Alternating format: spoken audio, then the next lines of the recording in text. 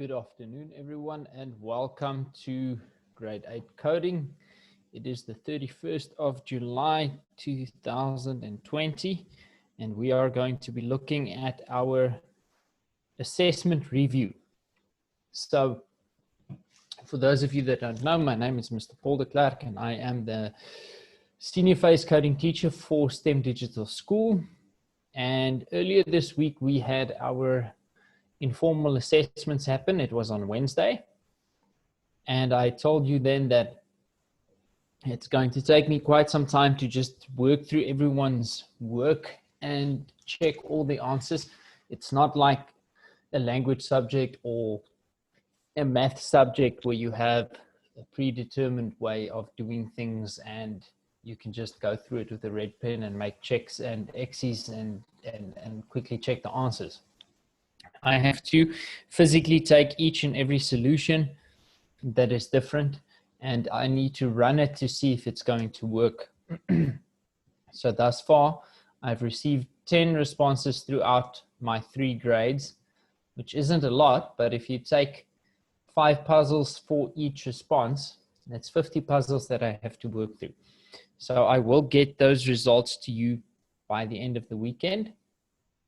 But in the meantime, we can go through that assessment and discuss the solutions to them so that you can get a good idea of where you are at firstly, and then secondly, of the approach that I would have taken to answer those questions, right? So again, if I give you a solution now and it's different from the one that you sent me, that doesn't mean that yours is wrong.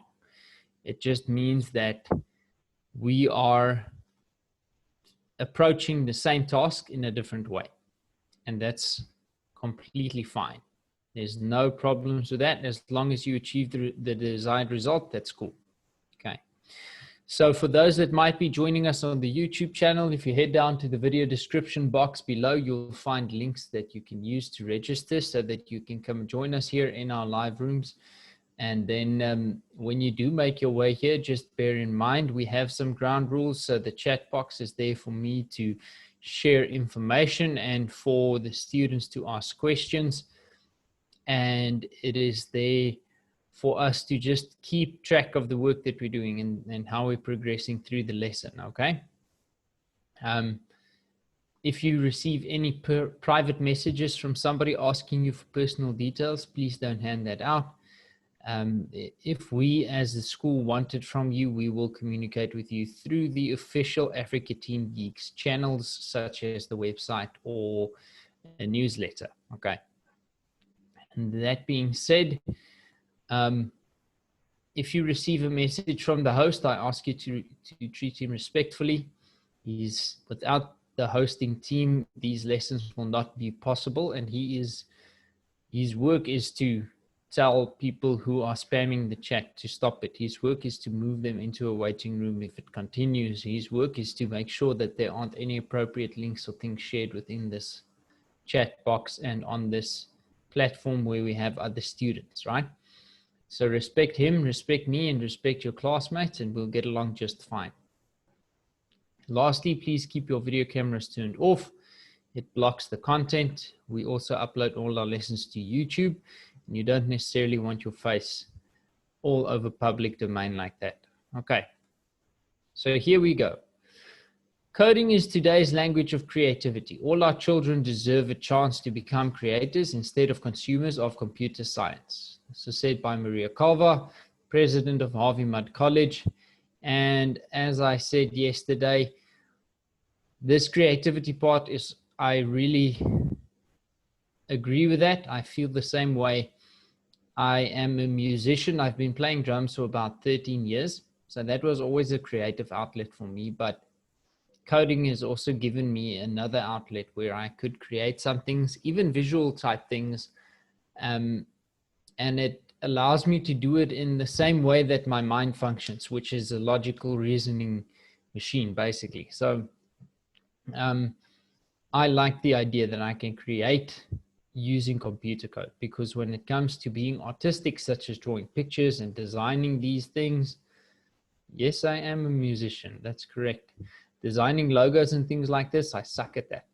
So it was awesome for me to find a way to be creative where I don't need to rely on any sort of visual artistic skills, right? So yes, for those that might hear it now for the first time, I've been playing drums. I actually started working as a sound technician when I was in elementary school at our church. That's when I really started digging into it. And then I continued to develop my skills as a sound technician, working in a recording studio for a while, or working with people at a recording studio. I didn't physically work for them. He was also my drumming instructor, so he had a band and they did recordings, and I would do live gigs with their sound equipment and things like that, and always just tag along to artists' performances as the sound guy. And then I started playing drums when I was in high school, I think, and I've been playing ever since. And there's a lady that I know, we were overseas together, her and her husband, and my wife and I were very good friends. We've been playing together for 10 years. So not an official band or anything, but if she ever needs a drummer, then I'm the one to pitch up and play for her. I also started working as a sound technician. So yes, I do play music and I love it.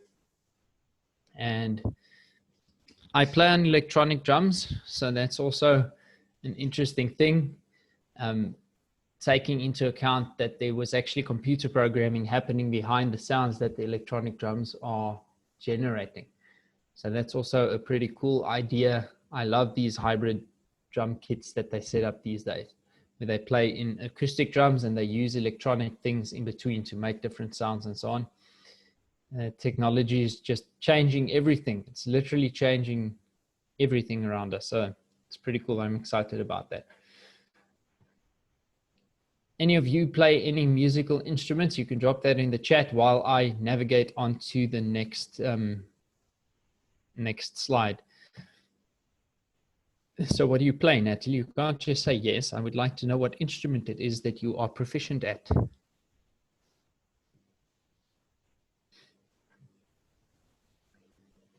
There's always a guitarist in every group ever. There, you see, I told you. Our host just informed me in a private message that he's a guitarist. Okay, Natalie's learning how to make a remix. Yes. I love these YouTube creators, and they make the awesome music using computers and things that I don't fully understand, but they're pretty cool at it. So awesome. Right.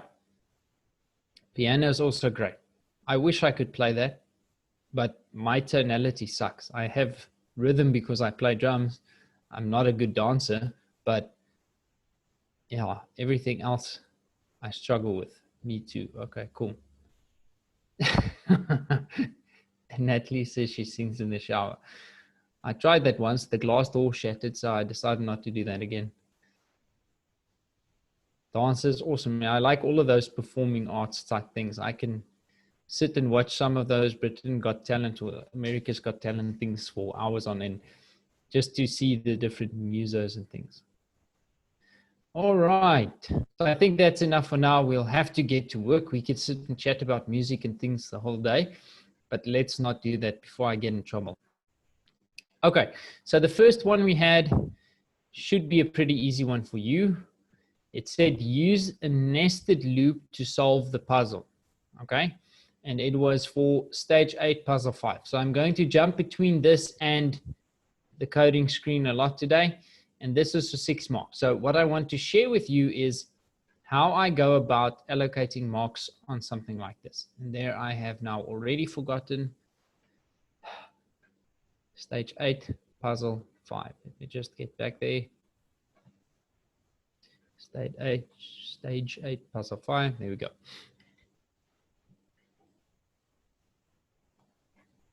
Take that away and share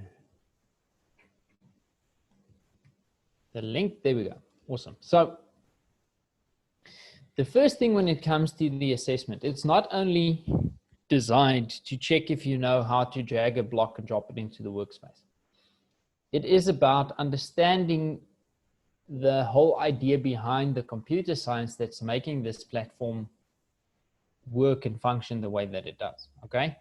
And also then understanding how the links function, okay? Because very often the servers where some of the information that you will be using is stored is on a cloud server, and cloud servers get connected through using similar pathways as these links. So if you have a look here, this is the source code of this platform. I've showed it to you before.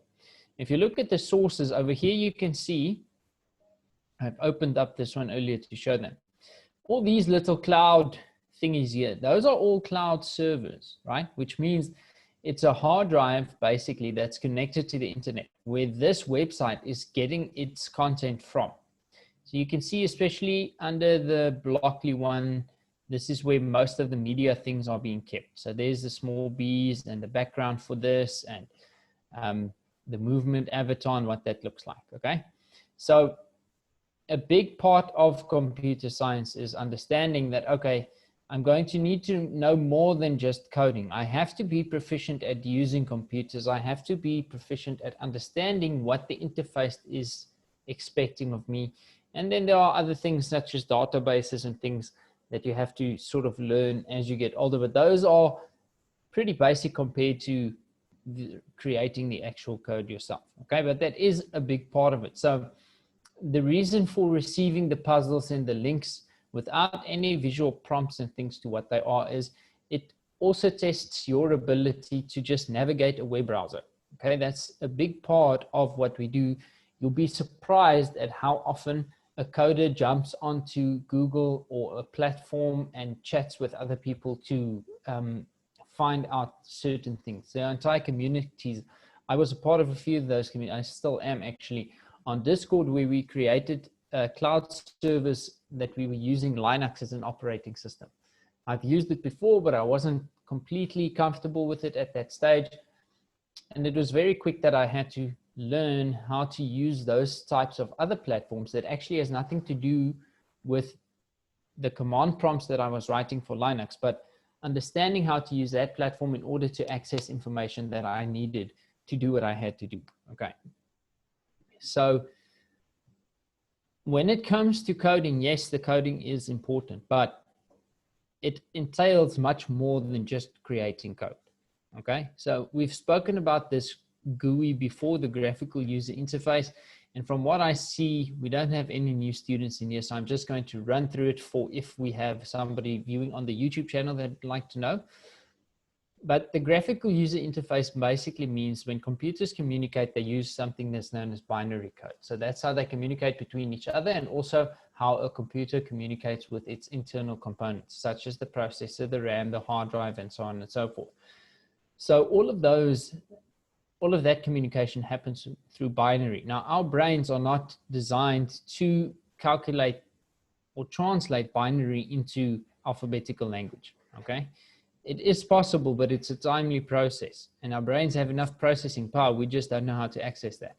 So what happens is computer programmers created this interface, which allows us to change the binary code into alphabetical letters that we can understand, into numbers that's following the numbering system that we use as humans from 0 to 9 and all the combinations thereof, and then just plain graphics like pictures and colors and different things to make this platform more interactive. Okay, so what this platform then does is over here, you can click and it'll take you to the lessons. These are the puzzles in that lesson. This is your instructions. Here's your play area where you see everything happen. And then over here is where you have your blocks. So you find this, it's known as the toolbox. So that is where you can find the blocks that you're going to use. And then over here is the workspace where you will actually be creating the code that you are going to be creating, right? So if you have that done and you understand that, there are a few features like looking at the line and text-based coding, asking for hints here, using the step function, that type of thing. But once you have that, everything boils down to the problem-solving workflow, every single thing that we do. So a lot of the puzzles that I chose, I specifically chose because it would not only show me that you know how to use the graphical user interface, but it'll also show me whether you can implement that problem-solving workflow that we've spoken about so often. So the problem-solving workflow simply states, identify the problem, create a solution, test your solution, and then adjust your solution.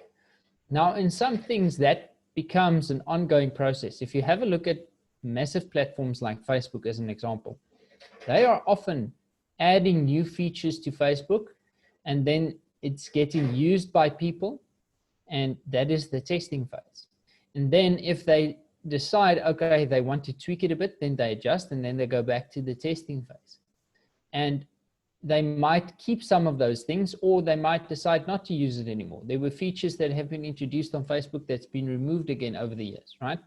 So once a program has been developed, it doesn't mean that that workflow is complete.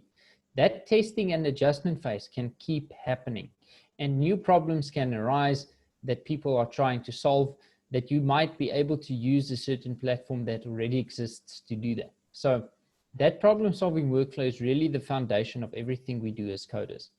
Now we apply that onto these smaller puzzles the same way, okay?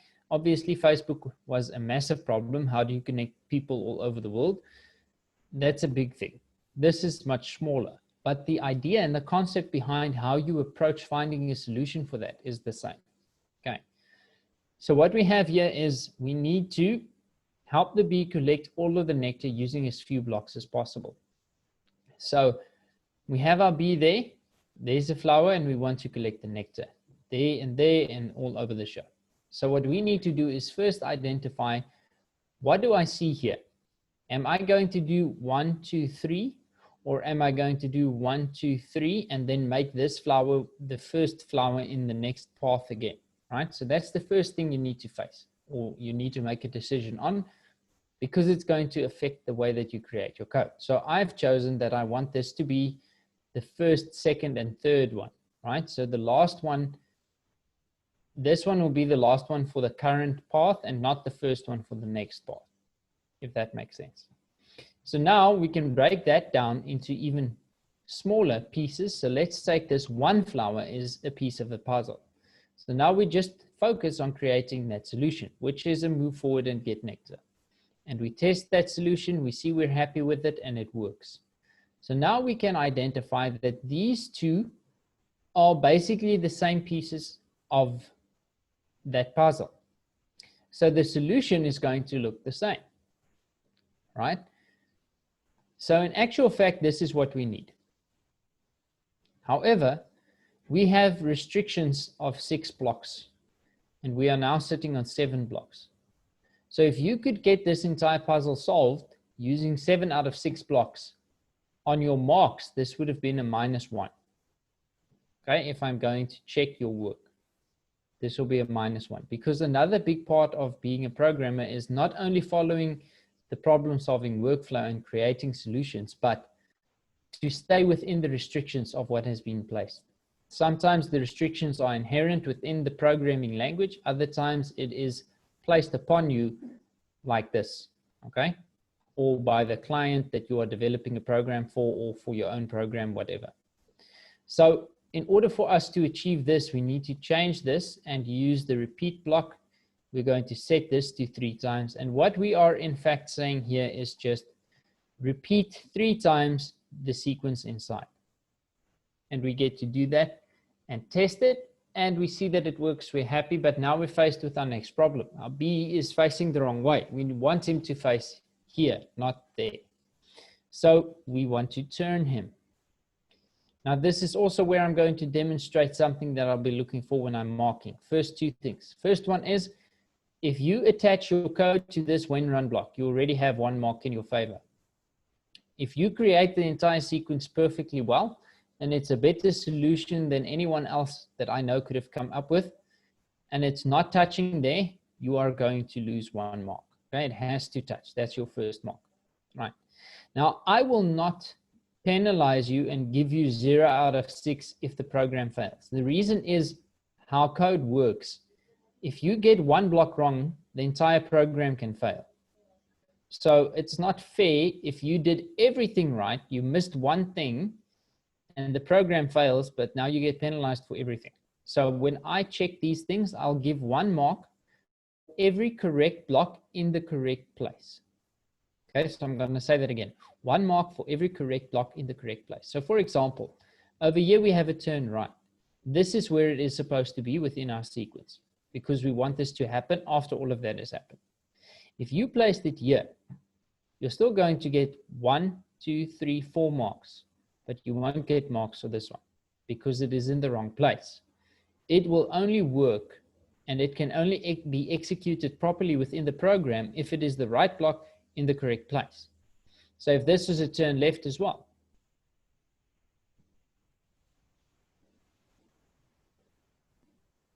okay, that's fine. If you did it that way, Kumulemu, that's not an issue. It was a bit of a difficult one to get processed. If you want to, you can try it again and screenshot it to me. As I said, I'm going to take the weekend to work through them.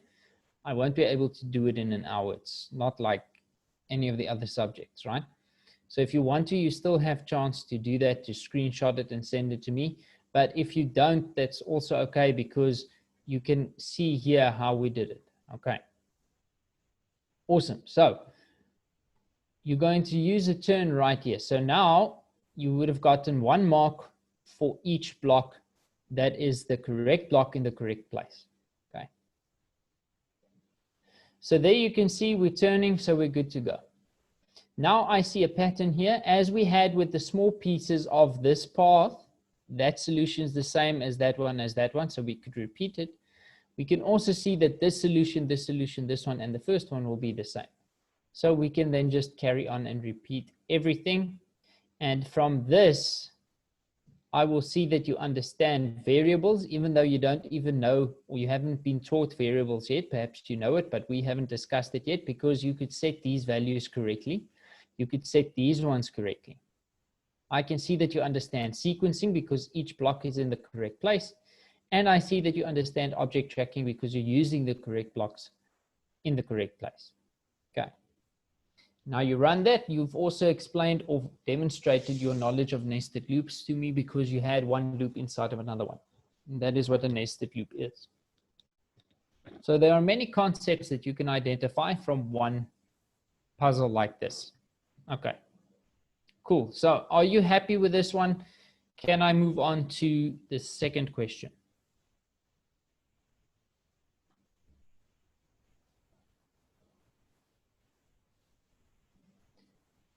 Also, just as a note, why it takes me some time to work through these things. This solution works, but if you could come up with another solution that stayed within the restrictions and solved the puzzle, you're going to get full marks for that as well. Okay, and you'll see that in one of the next puzzles. I'll show it to you. Okay, I'm going to jump to the next one just because I don't want to get caught out by not having time.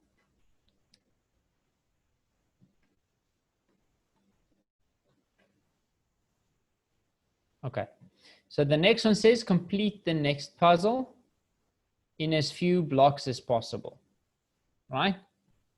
And we are doing stage 6, puzzle 10. So I'm going to keep repeating that just so that I remember. Stage 6, puzzle 10, open. And let us just get there. So they have, and this is where I say an understanding of the linking, right? And how links work. They call these lessons, but the link refers to it as a stage. So I hope that you could have drawn that conclusion. Okay. So here's our next puzzle.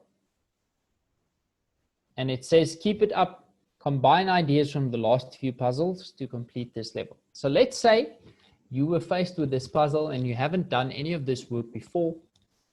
You don't have reference of the last few puzzles to work from.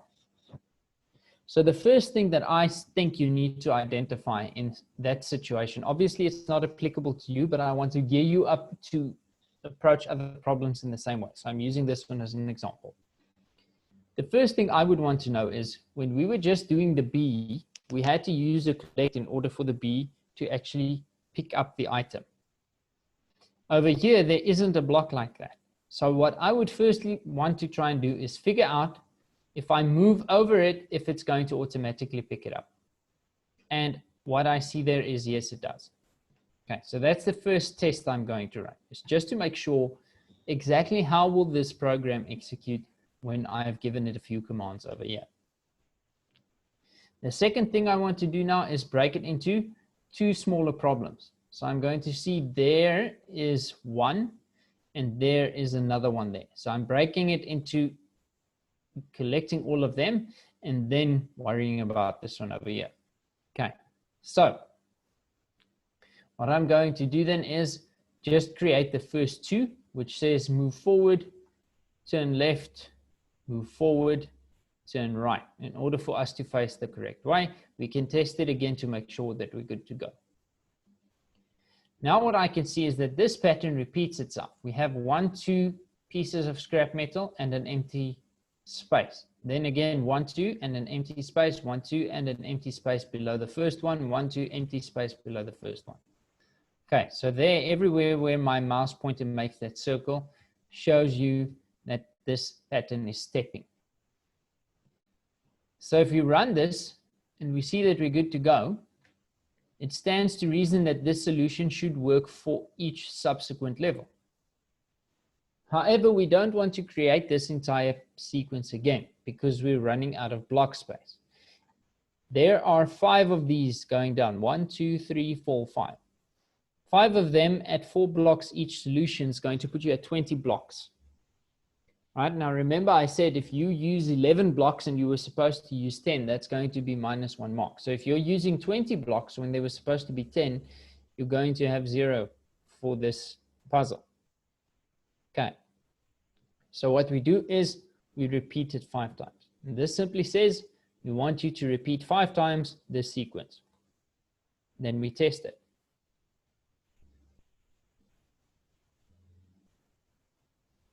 Awesome. Now we want to turn around, okay, and we want to move forward again 5 times. So this is again where you want to make sure you have the correct block in the correct position. If this one was a turn right, the program would fail. Everything else is fine. So you get the 9 marks for everything else that is fine, but you'll miss that 1 mark for that one. The nice thing about coding is we get to test it. So before you screenshot and submit anything to me, you can test it to make sure you're happy.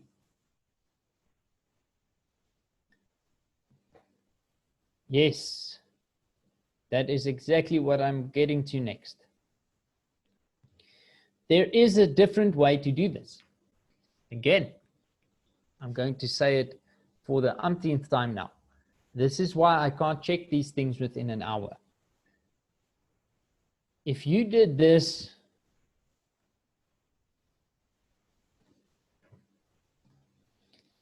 you still would have found the solution for the problem. You're only using 8 blocks. So if we lived in a world where bonus points was a thing, you would have gotten those 2 bonus points to get you to 10. Okay? So what I'm saying is if you used 8 blocks, it's in the question. I'll show you the question again. Complete this puzzle using as few blocks as possible. Now, what I do need to explain to you is the following. For some people, it's going to be possible to use 8 blocks because that is where their skill level is at. For some people, the fewest amount of blocks they can use is going to be 10 blocks, right? That doesn't make one right and the other one wrong. It just means that you're doing it in a different way. As long as you've solved the puzzle in 10 or less blocks, because that's the restriction, you will have full marks for that.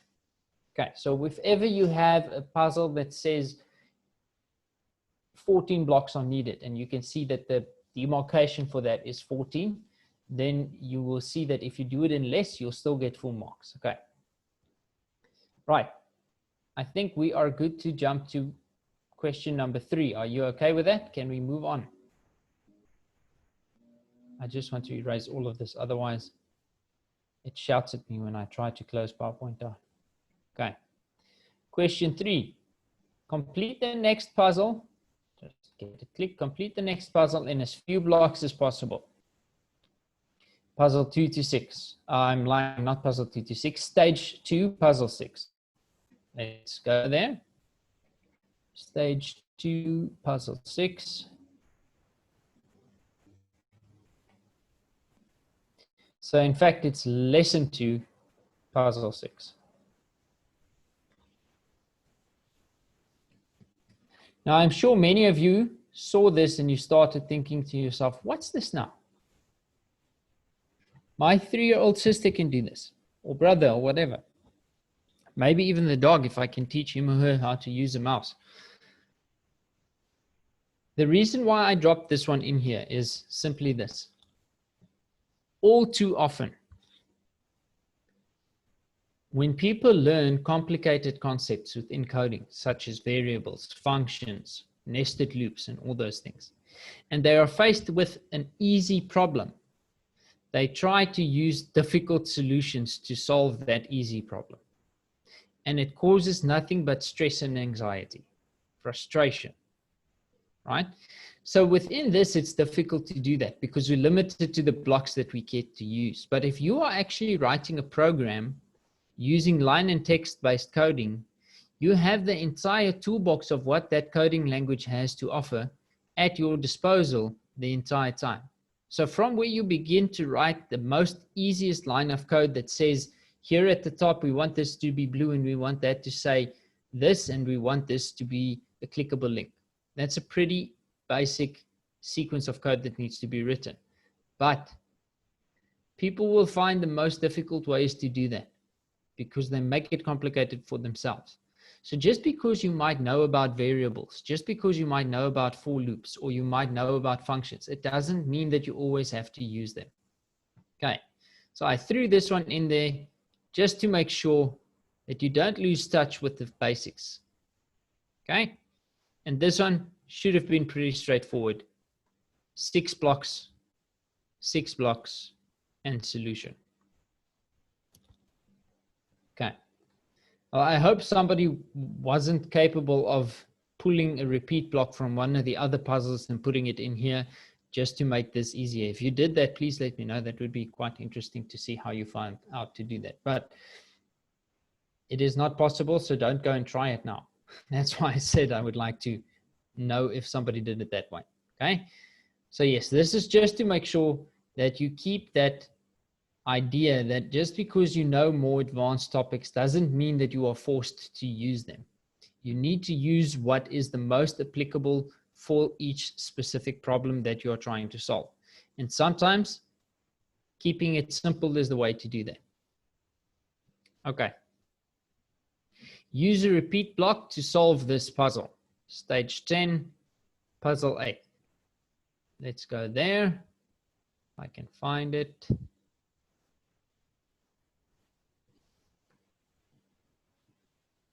Stage 10,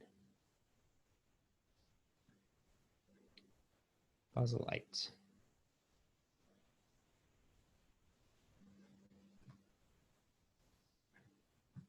Right. Let me do the link for you.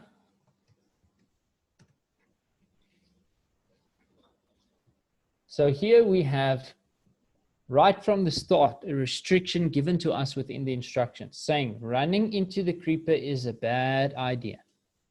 Okay, so it's not just the restriction placed on us within this instruction area, it is inherent in the game.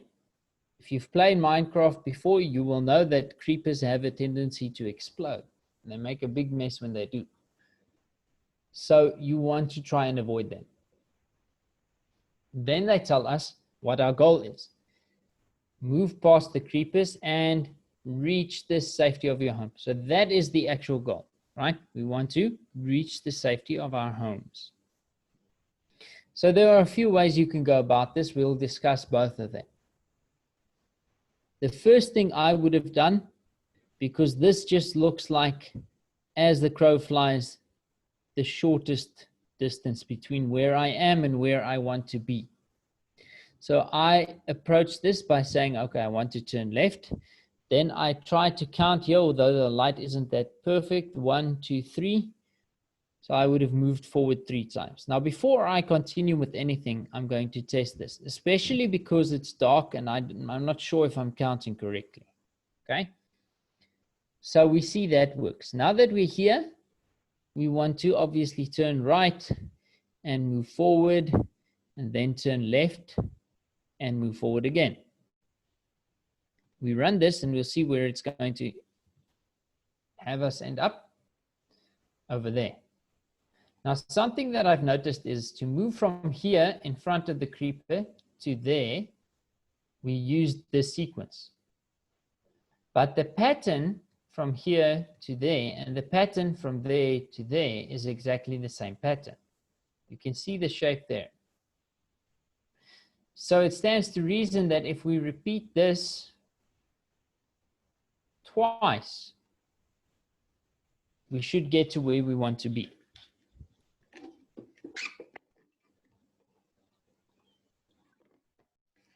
And lo and behold, we do.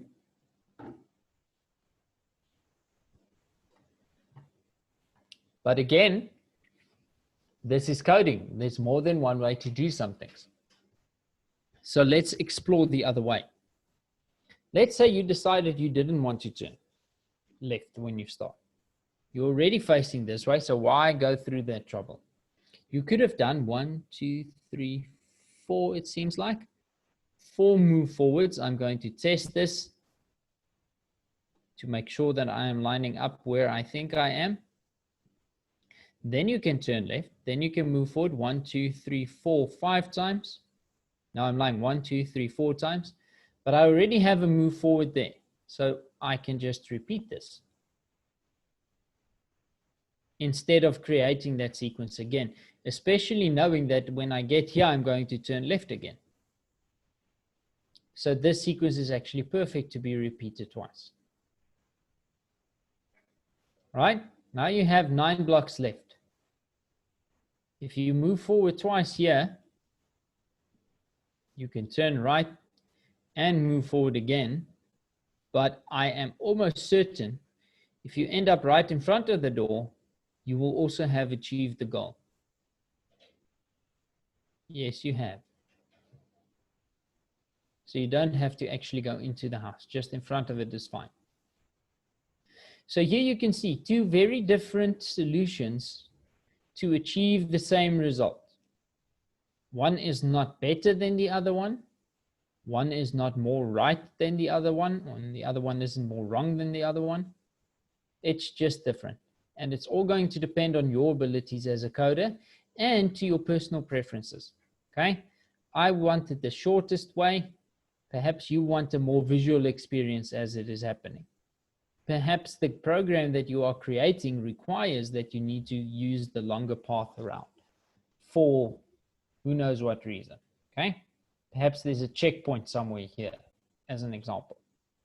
So again, it takes me some time to check these things due to this, because I need to go and read this. If I can clearly see, okay, it's going to solve the puzzle, then it's fine. But if I'm not sure, you see, sir, if you have a PC, how do you go to the website? To this coding website? Is that the question that you're asking?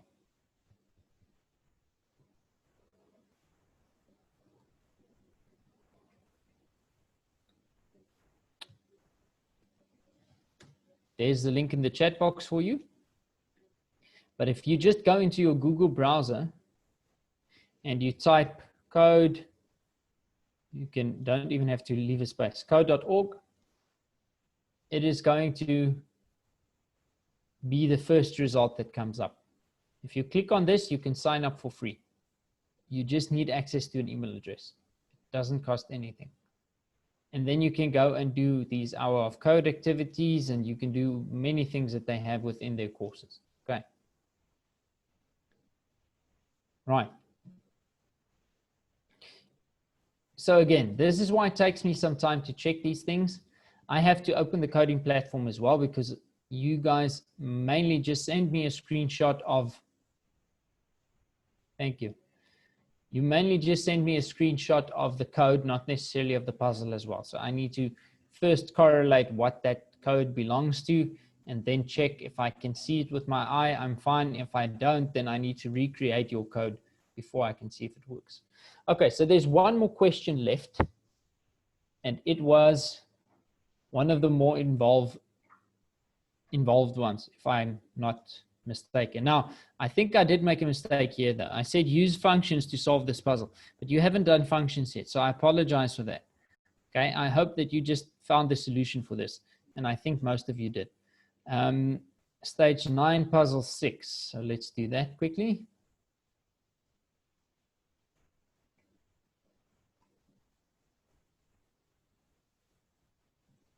Okay. Yes, the frozen one is quite something. Let's just find it.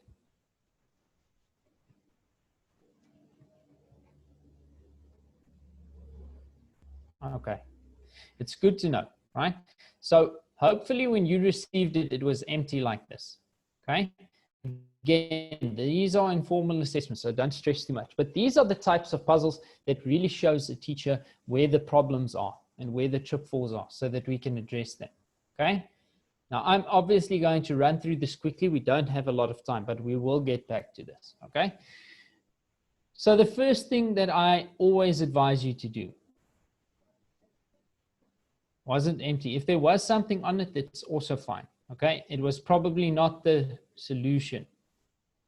Okay. If ever you find a link like that and you decide, you know what, I want it to be empty, I don't want anything to be on there, you could just do what I just did and delete it off there. So if I look at the version history, what's the date today? I'm just going to load that one as an example, if it's going to allow me to load. You see this and you realize, to figure all this out is too confusing. Just drag it all off and start from the beginning. Okay. I'm going to do this one really quick, and then we'll talk on it again on Monday, okay? So my advice is to always start, especially if you have long sequences, use the comments, right? So the first thing I see we need to do is we need to draw a square. So we've drawn many squares before. We don't have to test anything. We know it's going to be a repeat 4 times. We know there's going to be a move forward, and we know we're going to turn 90 degrees. We don't know how long yet, so we run it and we see that's too long.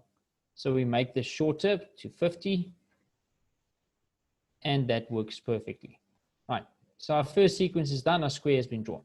Now we have to draw the zigzag line. So I'm going to comment it in again so that I can be sure that I know exactly which sequence is doing what. Now over here we can see what the zigzag line requires, but I remember it, so I'm not going to use that for now. We know it's a move forward and a turn, and it's going to be another move forward and a turn. Okay. We know it's a 45-degree turn because they say that to us there at the top. Over here it tells us. We know if the first one is right, the next one has to be left. We don't know if it is right, left yet. It might be left, right, but we'll see that when we test it. We also know it can't be 100 pixels because there's one line over there, and we can see that the square is 50 pixels. So it has to be shorter than 50. I'm going to aim for 25. And if I didn't know that, I could check here. It tells me up here that it's 25 pixels long. Okay. So now I'm going to run it. Oops, yes. I can't really see. So I'm going to repeat this 3 times because it says we need to draw 6 lines. You can see there, 6 short lines. In this sequence, we're drawing 2 lines at a time. So if we repeat that 3 times, we will draw 6 lines. Okay, we've done that. That's good. We're good to go. The next one is for the hexagon. I'm going to go a few minutes over here, so just bear with me. Hexagon, we know that we draw a hexagon with a move forward and with a turn. We can see there that it's a turn left. We also know that a hexagon has, just need to check this quickly. A hexagon has 6 sides, so we need to do this on 6 sides. And the move forward is going to be 15 pixels. I'm guessing, I don't know yet. Okay, once I test it, I will know. And we can see that 15 pixels was accurate. Now we just need to do this over and over again. But in order to do it, if we just place it in the repeat, we're going to do it over and over again in the same place, right? You can see that. We're just going to do it like that. So we will just add one more piece of code in here that I'm going to call position. And I'm going to use it to turn and jump back to the center. And that turn is just so that I'm not drawing it over. If I just jump back to the center and I don't turn, I'm just going to draw it on itself the entire time. You can see that. So the turn is just to make sure that when I jump back to the center, I'm not facing the same direction I was when I start. Again, we'll look at this on Monday again, okay? All right, I hope that you found most of the puzzles useful and that you are comfortable with them. Obviously, I understand the frozen one was a bit of a challenge, but we'll look at it again. Thank you so much for being here. In the meantime, if you want to share any code with me or you haven't submitted it again, don't worry. If you have any blocks in the right place and it's the right block, you will get the marks for that. Okay, so don't stress about thinking that you're going to lose 14 marks. You might still get 10 marks out of that, but we'll see how that goes. Okay. Anyway, if you haven't submitted yet, you can still submit it to me here. If you want to share any code or have any questions, do the same thing. Have a great weekend. Be safe. See you on Monday. Bye-bye.